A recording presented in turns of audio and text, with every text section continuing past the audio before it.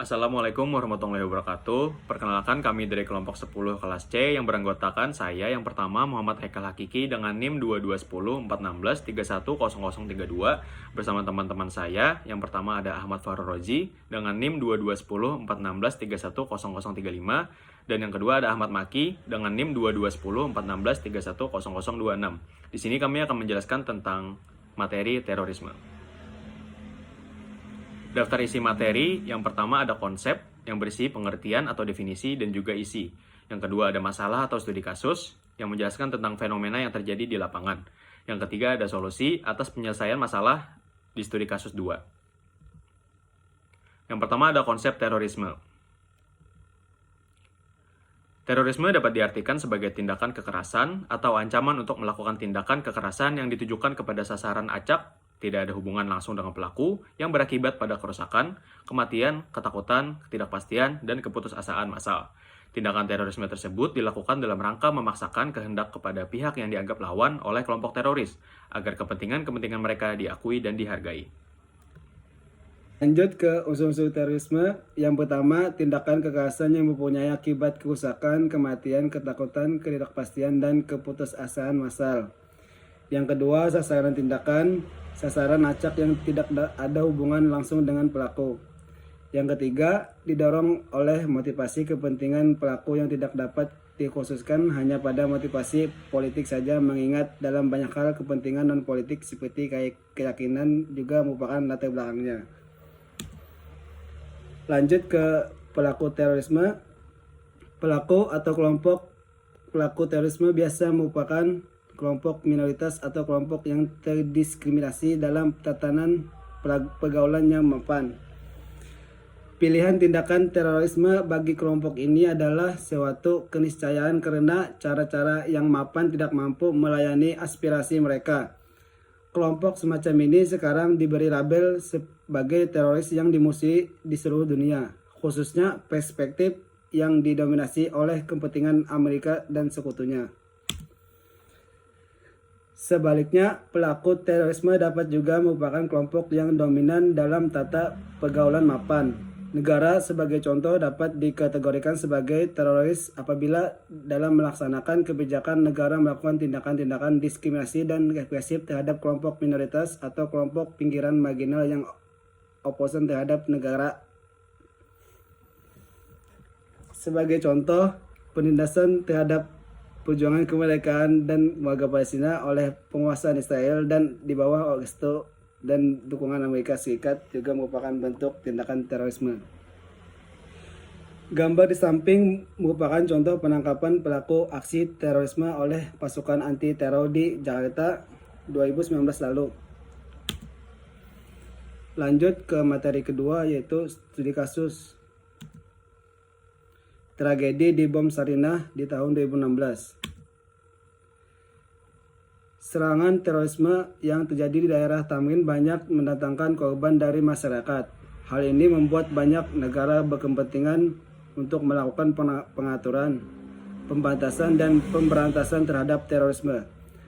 Beragam pelaku dengan beragam motif yang melatar belakanginya merupakan setiap peristiwa perbuatan teror yang dipandang secara berbeda di teror sebelumnya.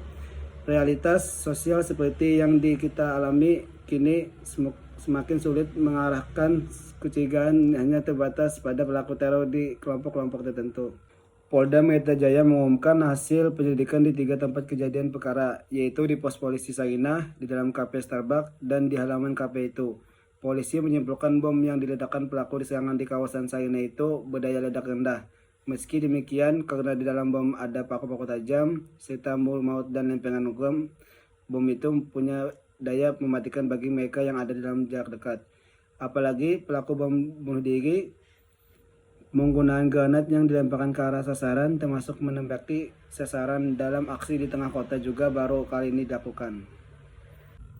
Serangan di Sarinah merupakan serangan pertama setelah bom Tamrin Jakarta yang menewaskan 9 orang, termaksud 2 pelaku yang merupakan anggota Jemaah Islamiyah. Jemaah Islamiyah sendiri merupakan organisasi terorisme di bawah Al-Qaeda yang bertujuan menyatukan Indonesia, Malaysia, dan wilayah selatan Filipina ke dalam sebuah negara Islam. Menurut juru bicara Kepolisian Republik Indonesia, kepolisian menerima informasi pada bulan November 2015 bahwa negara Islam Irak dan Syam memberi sinyal akan menyerang Indonesia. Hal ini dikuatkan oleh laporan dari Institute of Policy Analysis of Conflict, lembaga kajian konflik di Indonesia asal Jakarta, bahwa sedikitnya ada 50 warga negara Indonesia yang pergi secara diam-diam ke Suriah untuk bergabung dengan organisasi NIIS. Serangan dimulai ketika sebuah ledakan terjadi di tempat parkir Menara Cakrawala di depan gerai Starbucks, persampingan Sarinah pada pukul 10.40 WIB. 3 ledakan berikutnya terjadi di sebuah pos polisi tepat di persampingan Sarinah, menewaskan 1 warga sipil, sementara 2 ledakan lainnya terjadi di dalam gerai Starbucks, menewaskan 1 warga sipil lainnya. Setelah ledakan tersebut, beberapa laporan menyebutkan bahwa terjadi 3 ledakan di daerah lain, yakni Cikini, Selipi, dan Kuningan. Namun laporan tersebut ditemukan sebagai pemberitahuan palsu. Setelah ledakan-ledakan tersebut, polisi mencoba menyergap beberapa pelaku serangan. Suara tembakan antara pelaku dan polisi terdengar dari 70 dalam Menara Cakrawala. Dilaporkan polisi menembak mati 3 pelaku serangan dan 2 pelaku ditangkap, sementara pelaku-pelaku lainnya tewas dalam melakukan ledakan bunuh diri. Anggota kepolisian turut menjadi korban penembakan pelaku. Seseorang wartawan berhasil memfoto saat 2 orang pelaku serangan muncul dari keramaian dan mulai menembaki beberapa anggota kepolisian dari jarak yang sangat dekat. Akibat terjadinya serangan di persampingan Sarinah, Starbucks menutup seluruh gerainya yang berada di Jakarta. Selain itu, nilai tukar rupiah terhadap dolar Amerika sempat anjlok akibat peristiwa ini. Pengamanan kawasan vital di seluruh Jakarta ditingkatkan setelah peristiwa ini, seperti gedung DPR atau MPR dan gedung Balai Kota Provinsi DKI Jakarta. Pengamanan dan provinsi lain di Indonesia seperti Jawa Barat, Jawa Timur, dan Bali turut ditingkatkan. Dalam pemberitaan awal, polisi menyebutkan bahwa hanya 7 korban jiwa dalam serangan tersebut, di mana 5 orang diantaranya merupakan pelaku serangan dan 2 orang lainnya merupakan korban penembakan dan ledakan. Namun kemudian bertambahnya dengan meninggalnya Rais, salah satu petugas keamanan gedung yang terkena tembakan. Kemudian salah satu korban dinyatakan bukan seperti pelaku, sehingga terdapat 4 pelaku tewas dan 3 korban warga Indonesia dan 1 korban warga negara asing.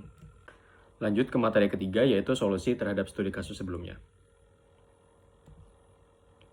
Pemberantasan terorisme dan pemidanaannya akan lebih efektif apabila dilakukan melalui kerjasama internasional dalam pembentukan suatu aturan internasional yang menjadi rujukan bersama.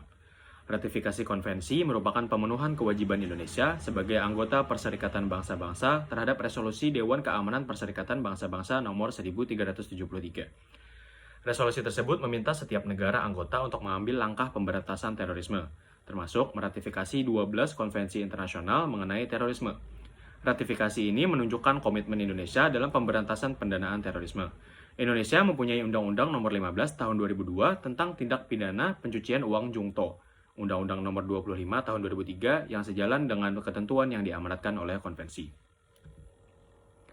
Pelaku yang dapat dipertanggungjawabkan dalam tindak pidana terorisme dan tindak pidana yang berkaitan dengan terorisme ini meliputi orang perorangan atau natural person, maupun badan hukum atau korporasi atau legal person, baik sebagai pelaku atau daeder, menyuruh melakukan atau down plager, turut serta atau made plager, pembujukan, with locker, maupun pembantuan. Khusus mengenai pembantuan, Undang-Undang Terorisme ini tidak hanya membatasi pembantuan sebelum dilakukan terorisme dan pada saat dilakukannya terorisme, tetapi juga mengenal pembantuan setelah dilakukannya terorisme. Sekian penjelasan kami tentang konsep atau maupun tema terorisme. Kalau ada yang ditanyakan, silahkan komen di bawah. Terima kasih. Wassalamualaikum warahmatullahi wabarakatuh.